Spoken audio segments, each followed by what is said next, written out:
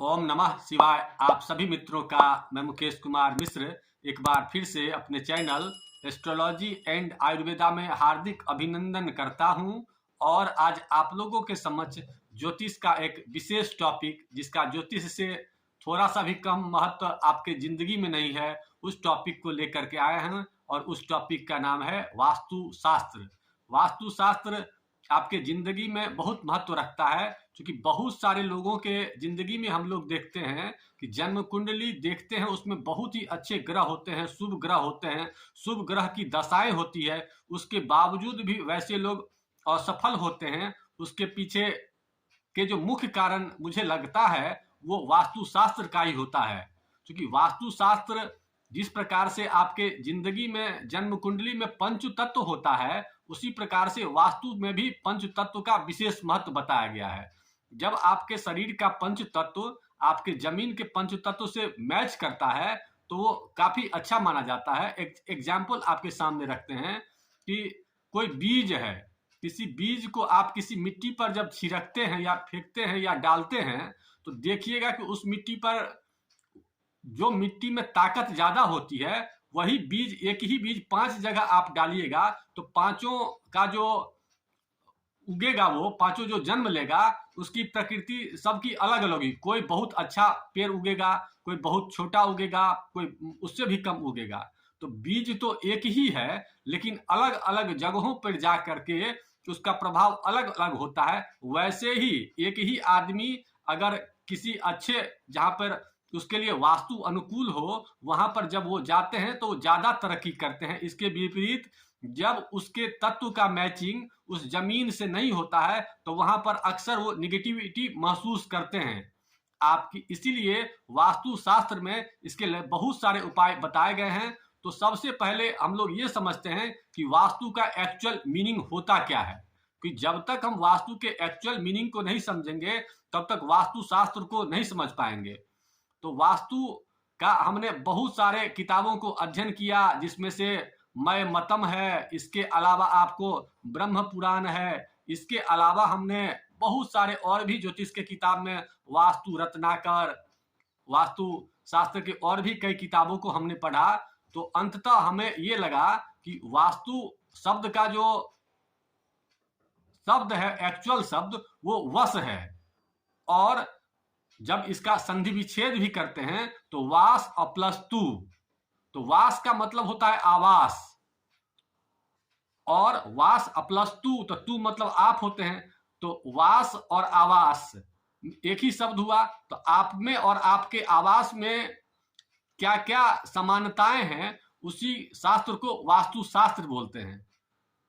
एक तो ये हो गया। दूसरा, हमने एक किताब पढ़ा, बहुत सुंदर किताब था, उसमें ये दिया हुआ था कि वैसे जगह जहां पर वस्तु रखा जाता है सब वास्तु शास्त्र के अंतर्गत ही आते हैं। मयमतम एक किताब है जिसमें दिया गया कि वस्तु इति वास्तु, जहां पर वस्तु पड़ा हुआ है सब वास्तु शास्त्र के अंतर्गत ही आता है। अतः यह कहा जा सकता है वस्तु के विषय में, वास्तु के विषय में, कि वैसा जहां कुछ सामान रखा गया हो वो सब वास्तु शास्त्र के अंतर्गत आता है। अब इसमें किस सामान को अग्नि किधर होना चाहिए, जल तत्व किधर होना चाहिए, इसी सब की चर्चा करेंगे। लेकिन इसमें हम लोग विषय में चर्चा क्या क्या करेंगे, इसकी संक्षिप्त जानकारी दे देते हैं।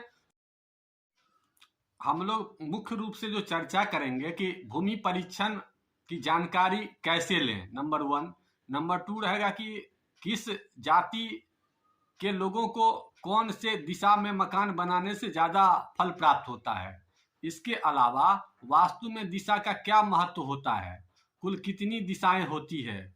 इसके अलावा मिट्टी कुल कितने प्रकार के होते हैं, किस मिट्टी के रंग का क्या महत्व होता है, आपके पूजा घर कहाँ होना चाहिए, आपका किचन कहाँ होना चाहिए, वास्तुशास्त्र में बूढ़े व्यक्तियों को कहाँ सुलाना चाहिए, बच्चे को कहाँ सुलाना चाहिए, घर के मुखिया को कहाँ निवास करना चाहिए, आपके रसोई कहाँ होना चाहिए, शौचालय कहाँ होना चाहिए, सीढ़ी कहाँ होना चाहिए, मुख्य द्वार पर क्या होना चाहिए, घर में खिड़कियां कहाँ होनी चाहिए, आपका फ्रिज कहाँ रखा होना चाहिए।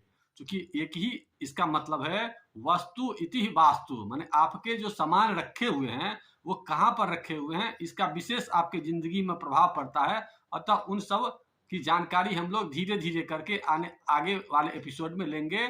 लेकिन आज मुख्यतः आपको ये बता देते हैं कि किस दिशा की स्वामी कौन से तत्व होते हैं और उसके स्वामी ग्रह कौन होते हैं, इसकी चर्चा करते हैं। तो सबसे पहले कुल दिशा के विषय में बातचीत करते हैं कि चूंकि सामान्य लोग तो 4 दिशा को ही मानते हैं, लेकिन वास्तु शास्त्र मुख्यतः 8 दिशा को मानता है।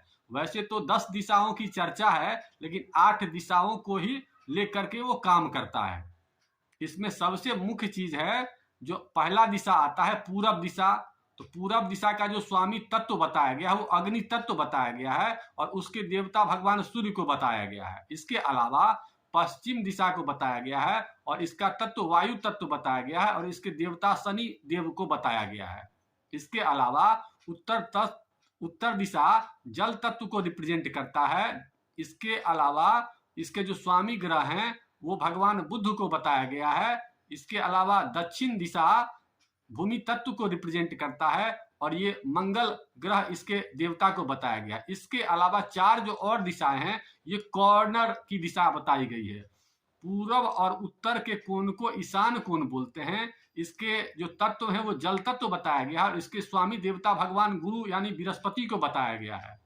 इसके अलावा पूर्व और दक्षिण के कोण को आग्नेय कोण बोलते हैं, जिसे अग्नि की दिशा बताई गई, अग्नि तत्व को रिप्रेजेंट करता है और इसके देवता शुक्र को बताया गया है। इसके अलावा पश्चिम और दक्षिण के कोना को नैऋत्य कोण बोलते हैं, जिसके भूमि तत्व को रिप्रेजेंट करता है और इसके देवता राहु को बताया गया। इसके अलावा पश्चिम और उत्तर का एक कोना होता है जिसे वायव्य कोण के नाम से जानते हैं और उसके दिशा चंद्रमा को बताया गया है। अतः जिन घरों में, जिन जगहों पर जिस तत्व की कमी होती है वहां पर उस ग्रह से संबंधित बाधाएं उत्पन्न होती है। जन्म कुंडली में भी हम लोग चर्चा कर चुके हैं कि पूरब दिशा सूरज के लिए है, पश्चिम दिशा शनि के लिए है, बुध के लिए उत्तर दिशा है और दक्षिण के लिए मंगल दिशा है। तो दोनों को मैचिंग करके हम लोग को किन व्यक्तियों को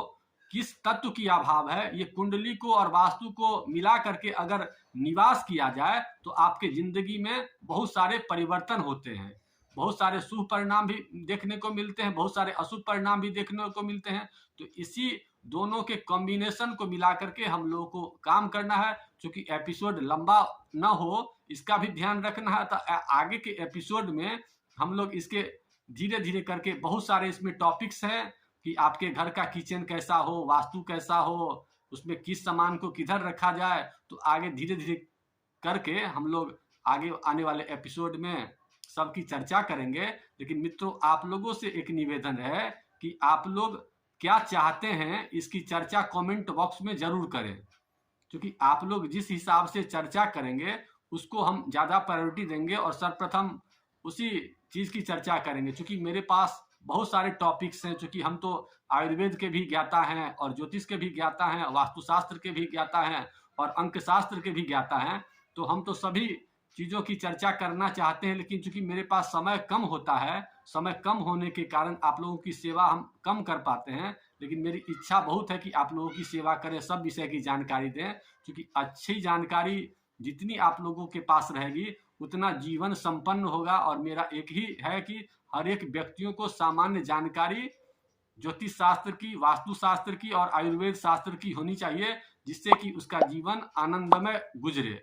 इन्हीं बातों के साथ आज के टॉपिक को समाप्त करते हैं। आप लोगों ने वीडियो देखा इसके लिए बहुत बहुत धन्यवाद। अगर अच्छा लगा तो लाइक करिए और अपने मित्रों को आमंत्रित करिए। और अगर किसी प्रकार की इसमें कमी आपको नजर आई तो उसे कमेंट बॉक्स में डाल करके अपनी बात कमेंट में रखिए और हम उस सुधार को अपने आप में लाने की कोशिश करेंगे, या आपकी जो भी रिक्वायरमेंट होगी उसको हम जरूर पूर्ति करेंगे, ये हम वादा करते हैं। आप लोगों ने वीडियो देखा इसके लिए धन्यवाद। ओम नमः शिवाय।